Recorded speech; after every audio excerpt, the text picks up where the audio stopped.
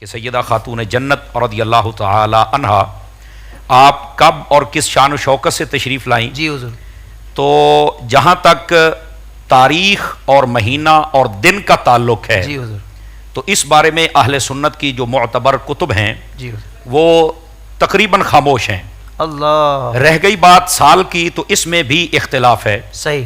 بعض احباب فرماتے ہیں کہ اعلان نبوت سے 5 سال قبل سیدہ پاک دنیا میں جلوہ گر ہوئیں، اور بعض کہتے ہیں کہ اعلان نبوت سے 1 سال بعد. جی حضور. لیکن اصح ترین قول وہ 5 سال پہلے کا ہے. صحیح. کہ آپ دنیا میں جلوہ گر ہوئیں.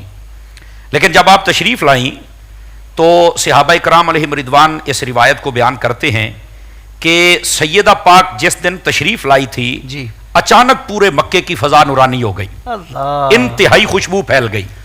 حضرت سیدہ خاتون جنت رضی اللہ عنہا آپ جب تشریف لائیں تو یہ آپ کی ولادت کے حوالے سے، باقی جو بھی معاملہ ہے وہ ہم اللہ کے سپرد کرتے ہیں کہ یہ دن اور تاریخ اور مہینہ کون سا تھا، صرف اتنی بات ہے. دوسری بات، حضرت سیدہ خاتون جنت رضی اللہ عنہا جی آپ حضرت ام المؤمنین اما خدیجۃ الکبریٰ رضی اللہ تعالی عنہا آپ کے مکان میں دنیا میں تشریف لائی تھی، وہاں جلوہ گری فرمائی آپ نے. اچھا، اس کی جو پہچان بنی تھی اس مکان کی، وہ مولد فاطمہ اس کا نام رکھ دیا گیا کہ یہاں حضرت سیدہ خاتون جنت نے جلوہ گری فرمائی. اللہ اکبر. سبحان. اچھا، یہی وہ مکان تھا جی کہ جب خانہ کعبہ کی توسیع کرنی تھی جی تو حضرت سیدنا امیر معاویہ رضی اللہ عنہ آپ نے اس کو اپنے پیسوں سے خرید کر مسجد میں شامل فرما دیا تھا. واہ واہ واہ واہ. مجھے یہ لگتا ہے کہ سیدنا امیر معاویہ بھی یہ بتانا چاہتے تھے کہ جہاں سیدہ تشریف لائی ہیں جی وہ اتنی پاکیزہ جگہ ہے کہ جب بھی کوئی آئے باوضو ہو کر آئے. اللہ. مجھے لگتا کچھ ایسا ہے. اللہ. یہ میری محبت ہے کہ آپ نے اس کو خرید کر مسجد بنا دیا، مسجد کے اندر شامل فرما دیا. اچھا، یہ دوسری بات. جی حضور.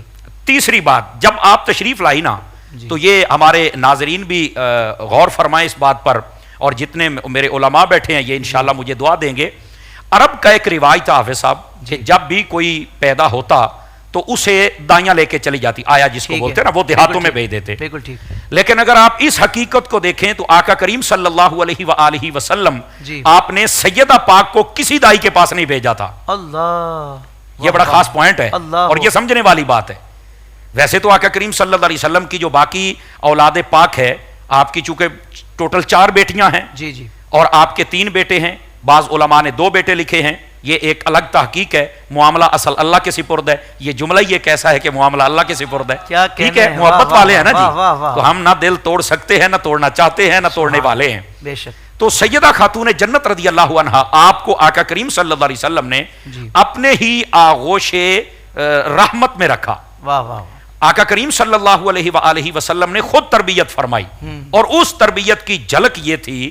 حضرت ام المومنین اما عائشہ صدیقہ طیبہ طاہرہ رضی اللہ تعالی عنہا آپ فرماتی ہیں کہ حضرت سیدہ خاتون جنت جب چل کے تشریف لاتی تھی تو بسا اوقات ایسا ہوتا تھا کہ جب تک سامنے نہیں آ جاتی تھی تو پتہ ہی نہیں چلتا تھا کہ یہ حضور آ رہے ہیں یا سیدہ تشریف لا رہی ہیں. ایسا چلنے میں حضور کے مشابہ تھی، کلام فرمانے میں حضور کے مشابہ تھی. اللہ رب العزت نے یہ کمال آپ کو عطا فرمایا.